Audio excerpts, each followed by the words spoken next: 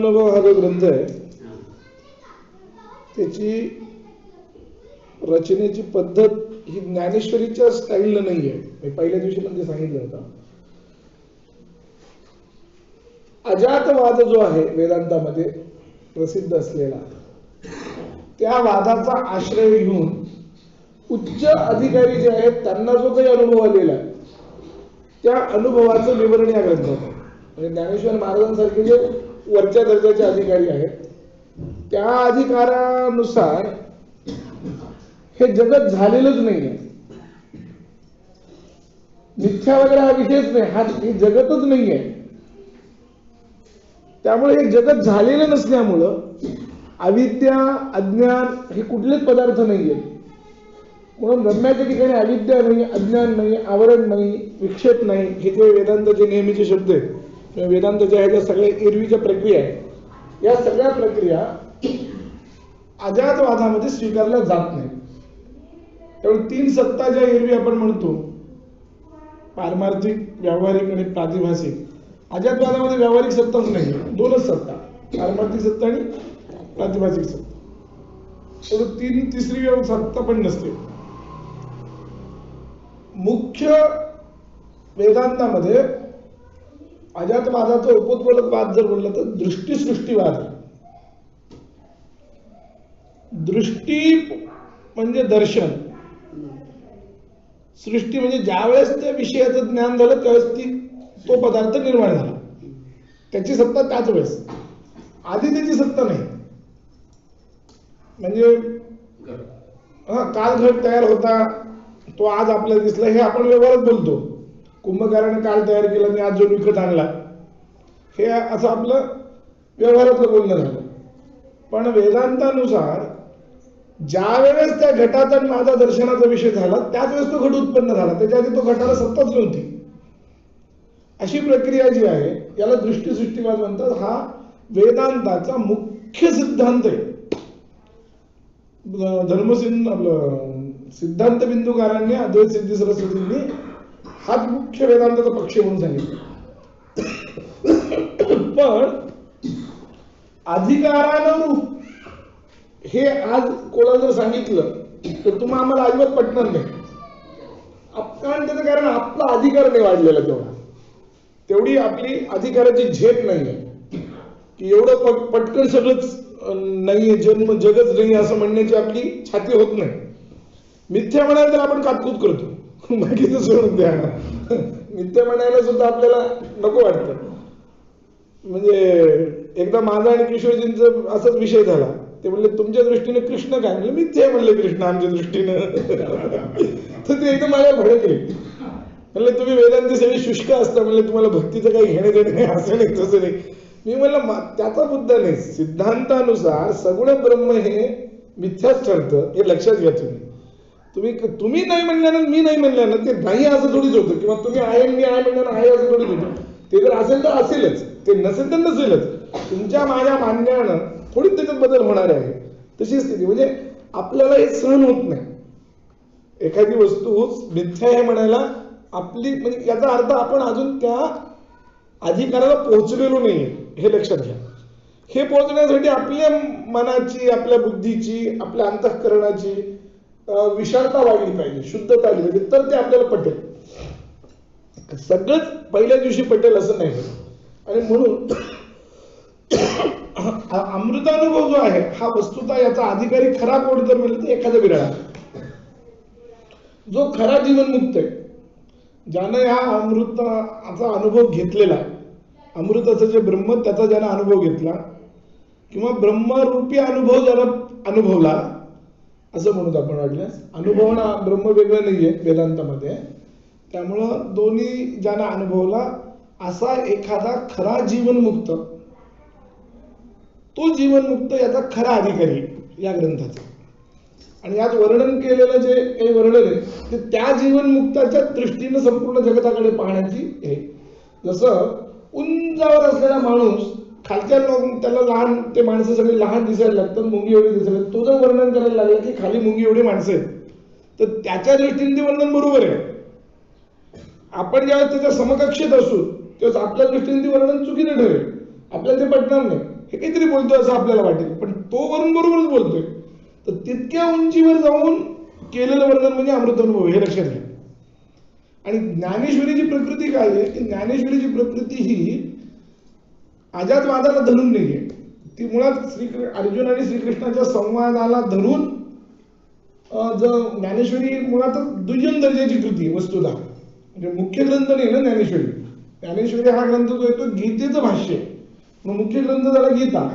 म्हणून भाष्य जर करायचंय तर तुमचा मूळ ग्रंथ जो आहे त्या ग्रंथाच्या मर्यादेत राहून तुम्हाला लिहिणे, मग त्याची त्या मर्यादेनं. म्हणून ज्ञानेश्वरीमध्ये काय आहे, अशा फार कमी जागा आहेत जिथं ज्ञानेश्वर महाराजांना स्वतःला काही बोलावं वाटलेलं आहे. म्हणजे मूळ ग्रंथाच्या बाहेर बोलावे. मी ग्रंथ सोडून फार कमी जागा आहेत की जे ज्ञानेश्वर महाराजांच्या स्वतःच्या उभ्या आहेत. स्वतःचे म्हणजे स्वतः काही तत्व सांगितलेले. बाकी नाही तर मग त्यांनी जे विवरण केलेलं आहे ते विवरण ग्रंथाला धरून मग त्याचं विवरण तेच होत गेलेलं आहे. पण स्वतंत्र असं विवरण नाही आहे. ग्रंथकाराची पद्धत म्हणजे खरी प्रतिभा जर बघायची असेल तर ज्ञानेश्वर महाराजांची माझ्या दृष्टीनं ती याच्यात आहे अमृतानुभवामध्ये खरी प्रतिभा. काव्य दृष्टीनं जरी तुम्ही त्याच्याकडे पाहत असला कुठं ज्ञानेश्वरीमध्ये, ज्ञानेश्वरी दृष्टांत भरपूर आहेत, रूपकं भरपूर आहेत, उपमा भरपूर आहेत. म्हणून जर तुम्हाला ज्ञानेश्वरी पाहत असाल किंवा ज्ञानेश्वरीचं एक नाद आहे, ज्ञानेश्वरी कळू न कळू त्याचं पारायण तुम्ही करायला लागलात की त्याच्या एका नादानं छानपैकी तुम्हाला त्याच्यात तुम्ही आपोआप रमायला लागता. ते सगळं ज्ञानेश्वरीचं सौंदर्य आहेच, त्याच्याबद्दल काही दुमत असण्याचं कारण नाही. पण तरी सुद्धा ज्ञानेश्वरींची खरी प्रतिभा जर अनुभवायची असेल, एका उच्च दर्जाची प्रतिभा जर अनुभवायची असेल तर अमृतानुभव आहे. एकच कवी वेगवेगळ्या अवस्थेमध्ये वेगवेगळ्या पद्धतीनं निरूपण करू शकतो. याचं जर उदाहरण पाहिजे असेल तर ते ज्ञानेश्वरांचं, की ते सामान्य म्हणजे ज्ञानेश्वरी मध्ये सामान्य श्रोत्याच्या समोर सांगतात, त्यांच्या समोरचे श्रोते सुद्धा सामान्य आहेत ना ज्ञानेश्वरीचे. तसं हे अमृतानुभवाचं नाही आहे. ही त्याची मूळ पार्श्वभूमी. अमृतानुभवामध्ये अक्षर यद अक्षरम अनाख्येयम, अनाख्येवर आपण आलेलो आहे. अक्षरवर 2 दिवस चाललं आपलं. अक्षर म्हणजे काय तर ब्रह्म. अक्षर या शब्दाचा अर्थ, अक्षर या शब्दाने 2 गोष्टी ध्वनित केल्या गेल्या. एक, अक्षर या शब्दानं न क्षरती इति अक्षरम, यानं त्याचं नित्यत्व सांगितलं. पंखा न क्षरती इति अक्षरम हे झालं नित्यत्वानं. असं जर अक्षर केला म्हणजे ज्याचं क्षरण होत नाही त्याला नित्यत्व सांगितलं. अश्नुते इति अक्षरम असं जर केलं तर त्याचा अर्थ व्यापक होतो. म्हणजे नित्यत्व आणि व्यापकत्व हे 2 गोष्टी अक्षर शब्दानं ध्वनित केलेल्या, नित्यत्व आणि व्यापकत्व. आता सांगतात अनाख्येयम यद अक्षरम अनाख्येयम. अनाख्येय शब्दाचा अर्थ आहे जो शब्दाचा विषय होत नाही. आख्या म्हणजे नाम, संज्ञा, जो ज्याच्या ठिकाणी कुठली संज्ञा चालत नाही. संज्ञा म्हणजे याला काय म्हणावं बुवा, याचं काय विवरण करावं असं म्हणलं तर शब्द अपुरे पडतात. त्याचं व्यवस्थित वर्णन करता येणं, शब्दांना एक स्वतःची मर्यादा आहे. शब्दांना काय मर्यादा आहे, शब्द ज्यावेळेस विवरण करतात त्यावेळेस शब्द हे काही धर्मांना किंवा काही गोष्टींना धरून विवरण करत असतात. आपण ज्यावेळेस कोणत्याही माणसाबद्दल बोलतो, चांगलं बोलतो वाईट बोलू, निंदा जरी केली आणि स्तुती जरी केली तर आपण काय करत असतो, एक तर त्याच्या क्रियेबद्दल बोलत असतो, नाहीतर त्याच्या गुणाबद्दल बोलत असतो, आहे की नाही. निंदा स्तुती काही करा तुम्ही, कुठलीही असो, त्याच्या कामाबद्दल बोला नाही तर त्याच्या गुणाबद्दल बोला, किंवा फार तर फार आपण त्याचं नाम घेत असतो, नाही तर त्याच्या भारतीयांची एक सवय की फारच जर राग आले तर ते जातीबद्दल बोलतात. ही एक भारतीयांची सवय आहे की नाही. तर याच्या बाहेर शब्द काही जाऊ शकत नाही, लक्षात ठेवा. नाम, जाती, गुण, क्रिया या 4 गोष्टीशिवाय माणूस त्याचं वर्णन शब्दाला करता येत नाही. आपण एखाद्याचं नाव सांगतो, हा काय करतो म्हणून विचारतो आपण, म्हणजे काय क्रियेच्या बद्दल आहे, म्हणजे हा इंजिनियर आहे, हा स्वयंपाकी आहे, काय असेल ते, ही जरी क्रिया. हा कोण आहे म्हणलं तर त्याचं नाव सांगतो, अमुक आहे तमुक आहे नाव. म्हणजे नाम आलं क्रिया नाही. नाही तर कोण आहे म्हणजे ब्राह्मण आहे, अमुक आहे तमुक आहे हे बोलतो. आणि तिसरं म्हणजे गुण, नाही हुशार आहे, मूर्ख आहे वगैरे. म्हणजे या 4 गोष्टींच्या शिवाय शब्दांनी वर्णनच होत नाही. तुम्ही नीट विचार करा. आपण जे व्यवहार बोलतो किती दिवसभर बोलतो, आपण दिवसभर जे आपण बोलतो ते या 4 गोष्टींना घेऊन बोलतो, कारण ती शब्दांची मर्यादा आहे. शब्द या 4 गोष्टींशिवाय बोलत नाही. आणि ब्रह्माच्या ठिकाणी 4 गोष्टी नाही आहेत. नामही नाही, गुणही नाही, क्रियाही नाही आणि जातीही नाही. कारण जाती हा पदार्थ कोणाच्या ज्या अनेक जाती शब्द जे आहेत, जातीची व्याख्या जी आहे ती अशी आहे, नित्यत्वे सती अनेक समवेतत्व जातीत्व. म्हणजे जो नित्य पदार्थ असून अनेकांच्या ठिकाणी समवाय संबंधाने राहतो त्याला म्हणतात जाती. म्हणजे उदाहरणार्थ घटाच्या ठिकाणी घटत्व नावाची जाती राहते, किंवा गाईच्या ठिकाणी गोत्व नावाची जाती राहते.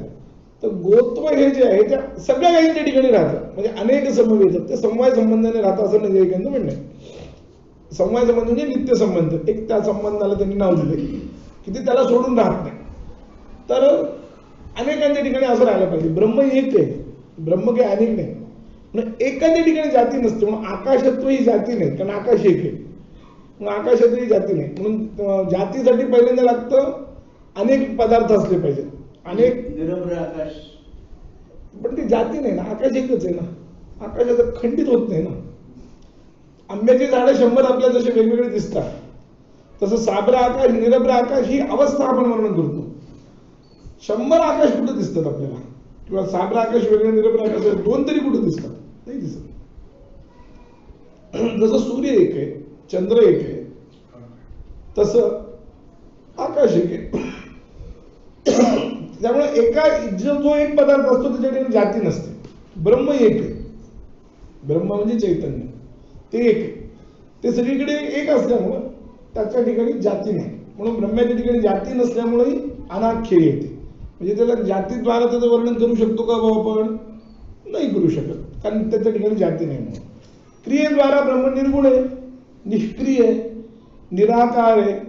ब्रह्माचे हे 3 विशेषण फार महत्वाचे: निर्गुण, निष्क्रिय आणि निराकार. त्याला कुठला आकार नाही, त्याला कुठला गुण नाही, आणि त्याला कुठली क्रिया नाही. त्यामुळे क्रिया नसल्यामुळं त्या क्रियेच्या द्वारा त्याचं वर्णन जे करणं शक्य आहे. स्वयंपाकी वगैरे असं जे वर्णन, तसं ब्रह्म हे जगताचा करताय हे सुद्धा म्हणणं चूक आहे. कळलं का? निर्गुण ब्रह्म जे आहे, जे शुद्ध चैतन्य ज्याला वेदांतामध्ये म्हणतात, ते शुद्ध ब्रह्म जे म्हणतात ते जगताचं कारण आहे किंवा जगत निर्माण करतं, हे म्हणणं सुद्धा लागू पडत नाही त्याला. जगत कारणत्व हे शबल ब्रह्म जे आहे त्याचं लक्षण. शबल ब्रह्म म्हणजे कसं? मायोपाधिक. मायोपाधिकाला शबल म्हणतात. शुद्ध नाही, शबल. शबल या शब्दाचं थोडस एखादा पांढरा बैल असला की त्याच्यामध्ये थोडस काळा जर एखादा थोडासा तरी डाग असला तरी आपण त्याला काय म्हणतो? ढवळा म्हणतो ना काहीतरी. तर त्याला संस्कृतमध्ये शबल म्हणतात. म्हणजे शुद्ध जर आहे, किंचित कमी शुद्धता भंग पावली. तसं ब्रह्म हे शबल ब्रह्म आहे. जगत कारणत्व जे आहे, या सृष्टीचा करता परमात्मा आहे. पण तो केव्हा? ज्या वेळेस त्यानं मायेचा आश्रय घेतला तेव्हा. मायेचा जर त्याला आश्रय घेतलाच नाही, मायोपाधिक जर तो नसेल तर तो जगत कारण होत नाही. जगत कारणत्व हा जर त्याच्या ठिकाणी त्या अवस्थेत नसतं. निर्गुण ब्रह्माची अपेक्षा इथं असल्यामुळं अनाख्य शब्द प्रयोग. किंवा सगुण ब्रह्म आहे असं जरी गृहीत धरलं तरी सुद्धा अनाख्य. याचं कारण त्याची गुण खूप मोठे की त्याच्यासाठी वर्णन करायला, म्हणजे सामान्यपणे जे स्तोत्रामध्ये आपण म्हणतो की दशशत वदनाही भ्रमये, त्या आरतीमध्ये आहे ना, करिता गुणग्राहे, करिता जरी स्तव काय ते स्तव काय स्तवन, स्तवन म्हणजे स्तुती, स्तुती जरी करायचं झालं तर दशशत वदनाही भ्रमये.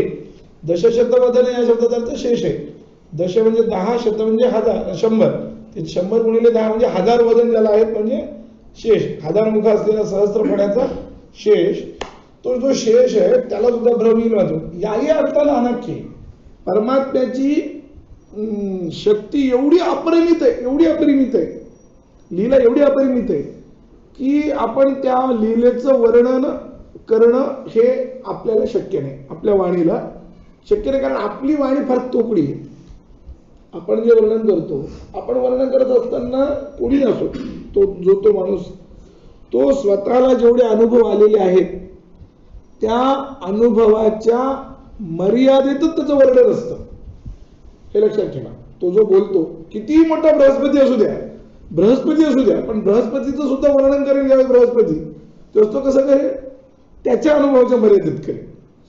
एखादा मूर्ख असू द्या, तो पण वर्णन ज्यावेळेस करेल, तोही कसं करेल, त्याच्या मर्यादेत करेल. म्हणजे प्रत्येकाला एक मर्यादा आहे आणि ब्रह्म अमर्याद आहे. ब्रह्माची लीला अमर्याद आहे. म्हणजे अगदी सगळं ब्रह्म जरी गृहीत धरलं तरी सुद्धा ते अनाख्य आहे. त्याचं कारण हे, म्हणून तथापि भूमन महिमा गुणस्य ते, भगवंताचं महिमा वर्णन करणं हे सामान्य माणसाचं काम नाही. म्हणून ब्रह्मादिक देव सुद्धा थकले वगैरे जे म्हणतात, चारी श्रमले परंतु न बोलवे काही, साही विवाद करता पडले प्रवाही, पडलो नाही पडले प्रवाही, हे जे आहे ते त्याचं ते काय वर्णन की वेदांच्या द्वारा सुद्धा परमात्म्याचं यथार्थ वर्णन होत नाही. म्हणून वेदामध्ये शेवटी नीतीचा आश्रय केला. वेदानं काय केलं की नीतीचा आश्रय केला. त्याचं कारण सगुण ब्रह्माचं वर्णन करणं, सर्व शक्तिमत्वाचं वर्णन करणं हे कोणाला शक्य आहे, जो सर्वशक्तिमान आहे त्याला शक्य आहे. सर्वशक्तिमानाची याची शक्ती किती हे समजण्यासाठी त्या लेवलचाच माणूस लागेल ना, सर्वशक्तिमत्व असलेलाच. जर सर्वशक्तिमान तो जर नसेल तर तो याची शक्ती किती ओळखू शकणार, तो आपल्या कोटीत ओळखणार.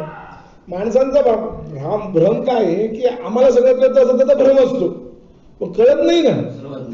आम्ही सर्वज्ञ असं त्याला वाटतं, पण कळत नाही ना, आहे की नाही. एखादी वस्तू त्याला होत नाही म्हणलं की तो म्हणतो की अशा पद्धतीने होणं शक्य नाही, ती दुसऱ्याला होऊ शकते ना. पण म्हणून ब्रह्माचं संपूर्ण ज्ञान कोणाला होईल, जो ब्रह्मतुल्य होईल, म्हणजे जो ब्रह्मवेत्ता होईल. ते सर्व शक्तिमान आहेत, ते मात्र ब्रह्माचं वर्णन करू शकतील. पण शेवटी त्यांना सुद्धा जे वर्णन करायचं असतं ते द्वैताची भाषा वापरावी लागते आणि द्वैताला पुन्हा मर्यादा येते. याही अर्थाने ते अनाख्य आहे. म्हणून अनाख्य शब्दाची या दोन्ही पद्धतीने, म्हणजे निर्गुण ब्रह्म जरी विचार केला, सगुण ब्रह्म जरी विचार केला, दोन्ही ब्रह्माच्या बाबतीमध्ये विचार जर केला तरीही वाणीला एक प्रकारची मर्यादा येते. जाती गुणक्रिया आणि संबंध यांच्याशिवाय कोणतंही वर्णन करणं शब्दांना शक्य नाही. म्हणून ब्रह्म्याचं वर्णन वेद सुद्धा पूर्ण करत नाही. वेद सुद्धा ब्रह्म्याचं वर्णन यथार्थपणे करत नाही, लक्षणेनं लांबून करतो, वाच्यार्थानं तर करतच नाही. नेती सुद्धा म्हणजे लक्षणात झाली ती एक प्रकारे. हे नाही म्हणून आता उरलेले जे कोणी असेल ते अर्थातच ब्रह्म हे असा त्याचा अर्थ आहे, पण ते शब्दांनी होत नाही, अर्थात येतात. अर्थात म्हणजे अर्थाबद्धी प्रमाणाने येतं, ते अनुमानाने होतं. किंवा फार तर फार की बा आता सगळ्यांचं वर्णन केलं, हे नाही हे म्हणजे ब्रह्म का नाही, हे म्हणजे ब्रह्म का नाही. जसं त्या केनोपनिषदामध्ये सांगितलं की तदैव ब्रह्मत्वं विद्धि नेदं यदिदं उपासते. काय सांगितलं की ज्याला डोळे पाहू शकत नाही पण डोळे त्याच्यामुळे पाहतात त्याला तू ब्रह्म समज. न इदम यदिदम उपासते, ज्याची उपासना करतात सध्या लोक, ते म्हणजे काही ब्रह्म नाहीये. नेदं यदिदम उपासते असं तरी प्रत्येक ठिकाणी घेतलं. ज्याच्यामुळं मन चिंतन करू शकतं पण मन ज्याचं चिंतन करू शकत नाही. काय शब्द प्रयोग आहे, मन ज्याच्यामुळे चिंतन करू शकतं पण मन ज्याचं चिंतन करू शकत नाही, असं जे चैतन्य आहे त्या चैतन्याला तो ब्रह्म समज. तदिदम नेदम यदिदम उपासते, याचे 20 मंत्र आहेत. ते या प्रत्येक गोष्टी घेतल्या जातात. पंचज्ञानेंद्रिय, पंचकर्मेंद्रिय या सगळ्यांचा व्यापार परिवर्जन तिथं सांगितले आहे. या सगळ्यांच्या व्यापाराची शक्ती त्याच्या आश्रयानं आहे, पण हे सगळे त्याला काही करू शकत नाही, त्याच्यापर्यंत पोहोचू शकत नाही. डोळा त्याच्यापर्यंत जाऊ शकत नाही, कान त्याच्यापर्यंत जाऊ शकत नाही, नाक त्याच्यापर्यंत जाऊ शकत नाही, का हात त्याला धरू शकत नाही, पाय त्याच्यापर्यंत जाऊ शकत नाही, असं सगळं. मन सुद्धा अवांग मनस गोचरम असं आपण म्हणतो, वाणी सुद्धा जाऊ शकत नाही. म्हणून ते कसं आहे, ते अनाख्य, त्याला अनिर्वचनीय असा एक शब्द प्रयोग आहे. अनाख्य या शब्दाने काय सांगायचं, अनिर्वचनीय. पण काय आहे अजून एक इथं भानगड काय होते, परवा शंकराचार्यांचा मला फोन आला होता, वेदांतामध्ये असे घोळफार करतात लोक. अनिर्वचनीय हा शब्द प्रयोग ऐकला की त्यांना एकदम माया आठवते, कारण मायेला सुद्धा अनिर्वचनीय म्हणतात. मग माया ब्रह्मसारखं का असं विचारतात. मायेचं अनिर्वचनीयत्व वेगळं आणि ब्रह्माचं अनिर्वचनीयत्व वेगळं. ब्रह्माचा अनिर्वचनीयत्व रिअल मध्ये म्हणतो आपण, खरोखरच त्याचं काय म्हणावं हे सांगता येत नाही, आपली बुद्धी खुंटीत होते, आपलं शब्द तिथं जात नाही, म्हणून अनिर्वचनीय. आणि मायेचं अनिर्वचनीयत्व कसं आहे, तिला सतही म्हणता येत नाही, असतही म्हणता येत नाही, सदसतही म्हणता येत नाही, सत्वाभाव असत्वाभाव अशा प्रकारचं वर्णन करता येत नाही, म्हणून ती अनिर्वचनीय आहे.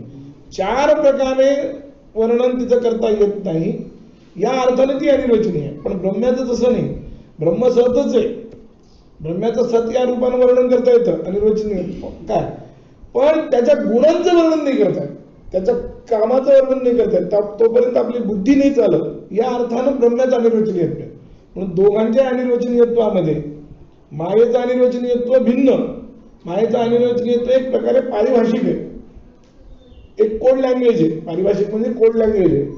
आणि ब्रह्म्याचं अनिर्वचनीयत्व म्हणजे आपण ज्याला व्यवहार म्हणजे अनिर्वचनीय म्हणतो, खरोखर अनिर्वचनीय ज्याला म्हणतो ते, ज्या अर्थानं आपण अनिर्वचनीय म्हणतो ते, हा दोन्हीतला मोठा फरक. अनाख्येयम, त्याच्यानंतर आनंदम. ब्रह्म हे आनंद रूप आहे, कारण आनंद हे ब्रह्म्याचं स्वरूपच आहे, म्हणून आनंदम असं त्यांनी म्हटले. आनंद म्हणजे नैयायिक वगैरे जे लोक आहेत त्यांचं इथं निराकरण केलं. नैयायिकांच्या म्हणण्यानुसार सुख, ज्ञान, इच्छा, कृती हे ईश्वराच्या ठिकाणी नित्य राहतात आणि जीवाच्या ठिकाणी त्यावेळेस उत्पन्न होतात, अनित्य राहतात. नैयायिकांचं म्हणणं काय आहे, आत्मा 2 प्रकारचा, एक जीवात्मा, एक परमात्मा. परमात्म्याच्या ठिकाणी सुख, इच्छा, ज्ञान, कृती, ज्ञान, सुख, इच्छा, कृती हे 3 पदार्थ, अजून 9 पदार्थ आहेत साधारणतः. हे सगळेच्या सगळे बुद्धी, सुख, दुःख, इच्छा, द्वेष, प्रयत्न, धर्माधर्म आणि संस्कार हे 9 गुण जीवात्माच्या ठिकाणी अनित्य आणि ईश्वराच्या ठिकाणी ज्ञान, इच्छा, सुख हे 3 गोष्टी नित्य आहेत असं त्यांचं म्हणणं आहे. म्हणून ते आनंदवान परमात्मा असं म्हणतात. परमात्मा कसं आहे, आनंदमय किंवा आनंदवान आहे, म्हणजे आनंद नावाचा धर्म परमात्म्याच्या ठिकाणी दिसतो असं कोणाचं म्हणणं आहे, नैयायिकांचं. पण वेदांताला हे मत मान्य नाही. वेदांत म्हणतो की आनंदवान ब्रह्म नाही तर ब्रह्मच आनंद आहे, सच्चित आनंद आहे, सच्चित आनंद स्वरूपी आहे. म्हणून सत्यज्ञानम अनंतम ब्रह्म असं म्हटलंय. श्रुती काय सांगते, सत्यज्ञानम अनंतम ब्रह्म, आनंदो ब्रह्मणो विद्वान न बिभेति कदाचन, आनंदो ब्रह्मेति व्यजानात, अशा अनेक श्रुती वाक्य. या श्रुती वाक्यानुसार आनंद जो आहे तो आनंद म्हणजे ब्रह्म. जीवनामध्ये, व्यवहारामध्ये, संसारामध्ये जो काही आनंद आपल्याला अनुभवायला येतो तो त्या मूळ आनंदाचं प्रतिबिंब आहे. संसारात जे काही आपण आनंद भोगतो ना, तृप्ती झाली, जेवण झालं, पोटभर ढेकर आली, छान झालं म्हणून आनंद झाला आपला, तृप्ती, त्या तृप्तीचा जो आनंद आपण अनुभवला हा आनंद मूळ आनंदाचं प्रतिबिंब आहे. खरा आनंद आपण भोगतच नाही, मूळ आनंदाचं ते काय प्रतिबिंब आहे, क्षणिक आहे आणि तो त्यामुळे ते अनित्य आहे ना. मूळ आनंद नष्ट न होणार आहे, त्याचे ब्रह्मरूप आहे, ते नित्य ब्रह्मरूप असल्यामुळे ते नित्य आहे. म्हणून आपल्या या आनंदाची दुसरी स्थिती अशी असते की दुःख पण त्याच्याबरोबर राहतं. दुःख संपृक्त आनंद आहे आपला. जसं अन्नामध्ये, म्हणून संसाराचं सुख का टाकायचं, संसाराचं सुख काय हे आहे, त्याचं कारणच हे आहे की जसं विषसंपृक्त अन्न चालत नाही, विषयुक्त अन्न आहे, पंचपक्वान्नाचं जेवण आहे, ताट आहे, पण त्याच्यात विष टाकले तर ते तुम्ही खाल का, तसं संसारातला आनंद आहे, ते दुःखयुक्त आहे. संसारातला आनंद त्यात विषाचा, म्हणून तो संसारातला आनंद टाकून द्यायचा आहे. त्याग करायला जे सांगतात की नाही, वेदांताची पहिली जी हे आहे अट, ह्या मूत्रार्थ फलभोग विराट. वैराग्य पाहिजे. साधन चतुष्टयामध्ये पहिलं साधन सांगत असताना दुसरं तिसरं साधन ते आहे. ते ह्या मूत्रार्थ फलभोग विराट म्हणजे काय, या लोकातले आणि परलोकातले जे काही सुखाचे सुखोपभोगाचे जे पदार्थ आहेत किंवा जे उपभोग आहेत त्या सर्व उपभोगांच्या बद्दल मनामध्ये अनासक्ती असणं, तिटकारा असणं त्यांच्याबद्दल असं सांगितलं. या लोकातले सुखाबद्दल तिटकारा असला पाहिजे आणि परलोकातल्या म्हणजे स्वर्गातल्या वगैरे सुखाबद्दल तिटकारा असला पाहिजे. म्हणजे याचा अर्थ काय झाला, संसारामध्ये उपलब्ध असणाऱ्या सुखाबद्दल तुमच्या मनामध्ये आसक्ती असता कामा नये. सुख मला पाहिजे असं जे तुम्हाला वाटतं ते संसारातलं सुख तुम्हाला नको असलं पाहिजे. तर कोणतं पाहिजे, जे मूळ सुख स्वरूपी परमात्मा ते तुम्हाला पाहिजे. परमसुख जे आहे ते तुम्हाला पाहिजे, असायला पाहिजे. तुमची इच्छेचा विषय तो असतो वस्तुतः, इच्छेचा विषय. पण आपल्याला कळत नाही म्हणून आपण संसारातलं सुख पाहतो. पण मुळात संसारातलं सुख त्यामुळंच त्याज्य आणि ते मूळ सुखाचं ते फक्त प्रतिबिंब आहे. जसं जीव सगळे मूळ चैतन्याचे प्रतिबिंब आहे, तसे जीवांना होणाऱ्या सगळ्या सुख, संसारातलं सुख म्हणजे मूळ सुखाचं ते प्रतिबिंब आहे. पण इथं मात्र बिंब स्वरूपीच आहे. मुख्य साठा आनंद जो आहे तो कोण आहे, परमात्मा, ब्रह्मच आहे. म्हणून जे व्यापक आहे, नित्य आहे, ज्याचं अनिर्वचनीय आहे, ज्याचं वर्णन करता येणं शक्य नाहीये आणि जे आनंद रूपी आहे. म्हणून अक्षरम, अनाख्येयम आणि आनंदम. म्हणून आनंद हा शब्द महत्वाचा.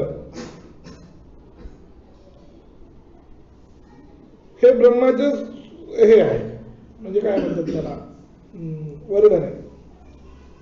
आता पुढे दैवत हा शब्द प्रयोग झालेला आहे. दैवतम आश्रय, आनंदम अजमव्ययम श्रीमन निवृत्तीनाथेती ख्यातम दैवतम आश्रये. तर दैवत म्हणजे एखादी देवता. तसा जर नुसती सामान्य देवताचा अर्थ केला तर सामान्य देवता काही आनंद रूप नाहीये, हे लक्षात ठेवा. कारण सामान्य देवतेलाही पुन्हा दुःख आहेच आहे. स्वर्गातली एखादी देवता आहे तर ती काही आनंद रूप नाही, तिला दुःख आहे. तिच्यापेक्षा आनंद दुसऱ्यांना जास्त असतो. दुःख दोन प्रकारे होतं. आपल्यापेक्षा जास्त आनंदी माणूस दिसला तरी आपल्याला दुःख होतं आणि आपल्याला दुःख जास्त झालं तरी आपल्याला दुःख होतं, नाही की नाही. म्हणून आनंद हा निरतिशय असला पाहिजे. कसा असला पाहिजे, निरतिशय. निरतिशय आनंद या शब्दाचा अर्थ आहे त्या आनंदापेक्षा जास्त मोठा आनंद कोणताच नाही. स्वर्गामध्ये असं नाही.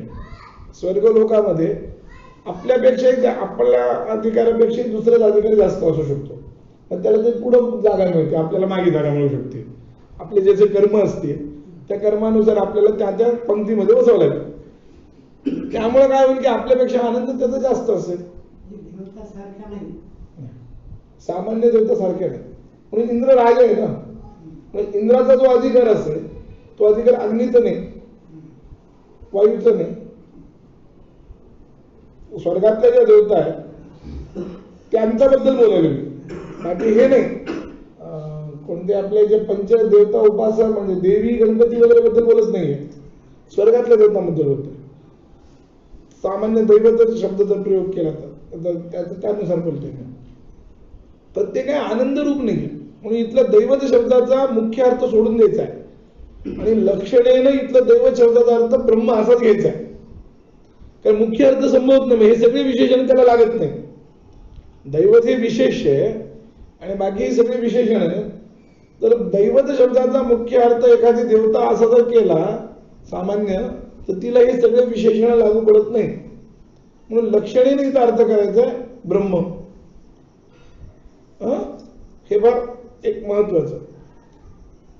बाकी स्वर्गामध्ये मी मगाशी बोलल्याप्रमाणे स्वर्गामध्ये दुःख असतंच. आपल्यापेक्षा वरचा अधिकार ज्याला मिळेल त्याला पाहिल्यानंतर आपल्याला दुःख होतच ना. जसं किती पैसा म्हणजे गाडीवर सुद्धा काही लोकांचं असं आहे की नाही, एखाद्याची जर ऑडी बघितली तर ह्यांना त्रास होतो बाकीच्यांना, आहे की नाही. त्याची ऑडी बघितली आपल्याला ऑडी असली पाहिजे वाटते त्यांना. त्याच्या ऑडी जर त्याच्याजवळ पाहिजे तर त्याच्यापेक्षा एखादी भारी गाडी आली तर ह्याला ऑडीवाला त्रास होतो. हा नाही, BMW आली काही ऑडी जास्त मोठी आहे तुमचं त्या बाबतीत माझं ज्ञान तुमच्यापेक्षा जास्त आहे. BMW बनायली गेली आहे, कळलं का? हा, ऑडी जी आहे ना ती किमान कमीत कमी 2.5 कोटीपासून सुरुवात आहे. तर ते अशा ज्या काही गाड्या आहेत किंवा म्हणजे याचा काय, याचा अर्थ काय आहे, सातिशय जी जी वस्तू असते ती वस्तू ही दुःख देणारी असते. संसारातला आनंद हा असा आहे सातिशय. म्हणून दैवत जर समजा सामान्य जर धरलं, तो अर्थ जर धरला तर हे बसणार नाही. तसा अर्थ इथं अभिप्रेत नाहीये, मला हे सांगायचंय. म्हणून दैवत शब्दाचा लक्षणेन अर्थ करायचा ब्रह्म आणि आनंद शब्दाचा अर्थ करायचा आनंद रूपी ब्रह्म. विशेषण विशेष भाव नाही करायचा. विशेषण विशेष भाव केला तरी बिघडतं, म्हणून लक्षणात करायची तिथं. तर आनंद रूपी असलेलं जे ब्रह्म, ते आनंद कोणतं, तर मुख्य आनंद, वृत्तीरूप आनंद नाही. म्हणजे आपल्याला जो संसारात होणारा आनंद आहे तो वृत्तीरूप आहे आणि त्यामुळं तो प्रतिबिंब स्वरूपी असल्यामुळं खरं नाही कळत. जसं सूर्याचं प्रतिबिंब पाण्यात पडलं, सूर्याची प्रखरता त्या प्रतिबिंबात असते का? तुम्हाला ते प्रतिबिंब पोळतं का? नाही पोळत. आपण बघू शकतो, सूर्याकडे आपण डोळे लावू शकत नाही. म्हणून जसं प्रतिबिंबाचे गुण प्रतिबिंबात येत नाही, तसं आनंदाचे मूळ गुण या प्रतिबिंबात या आनंदात येणार नाहीत. म्हणजे आपण जे आता अनुभवतोय ते खरं अनुभवतच नाहीये, सगळं आभासिकच आहे, सगळंच प्रतिबिंब आहे. पण तर त्यामुळे त्यांनी सांगितलंय आनंदम म्हणून हे सांगण्या पाठीमागचं त्यांचं तात्पर्य हे आहे की जे मूळ आनंद स्वरूप आहे, म्हणजे बिंब स्वरूपी आनंद, म्हणजे अनावृत चैतन्य, ज्याच्या आनंदावर आवरण पडलेलं नाही, असं आपल्या ठिकाणी आपल्या ज्ञानावरही आवरण आहे आणि आपल्या आनंदावरही आवरण आहे. ज्ञान आणि आनंद एकच आहे वस्तुतः, पण लौकिक दृष्ट्या म्हणजे कल्पित भेद मानून स्वीकार बोलायला मी आहे. ज्ञान आणि आनंद भिन्न आहे असं नाही, पण आपल्यावर आवरण असल्यामुळं आपल्याला ज्ञानाची अभिव्यक्ती होत नाही आणि आनंदाची अभिव्यक्ती होत नाही, पूर्ण अनुभव येत नाही. ब्रह्म मात्र तसं नाहीये हे त्यांना सांगायचं. म्हणून जे नित्य आहे, व्यापक आहे, जे अनिर्वचनीय आहे आणि जे आनंद रूप आहे, असं जे दैवत म्हणजे ब्रह्म आहे, त्या ब्रह्माचा मी आश्रय करतो, असा सामान्यपणे अर्थ आहे. बाकी तो नव्हतं. आणि निवृत्तीनाथ म्हणजे वर्णन केलं तर मग त्यांनी नाव घेतलं तर म्हणजे गुरु म्हणून. गुरु ब्रह्मा गुरु विष्णू आहे की नाही, गुरुदेव महेश्वरा, गुरु साक्षात तो न्याय येतो. व्यवहारात निवृत्तीनाथ म्हणतो आपण, अन्यदृष्ट्या पारमार्थिक दृष्ट्या सगळ्याची जिथं निवृत्ती होते त्याचा नाथ. पारमार्थिक दृष्ट्या असा अर्थ आहे, कळलं का? सगळ्या जगताचा जिथं बाध होतो, वेदांताच्या अगदी 100% शब्दात बोलायचं जर झालं तर बाधावधी भूत असलेले जे ब्रह्म, ते अर्थ आहे निवृत्तीनाथ शब्दाचा पारमार्थिक दृष्ट्या. अवधूत चिंतन श्री गुरुदेव दत्त.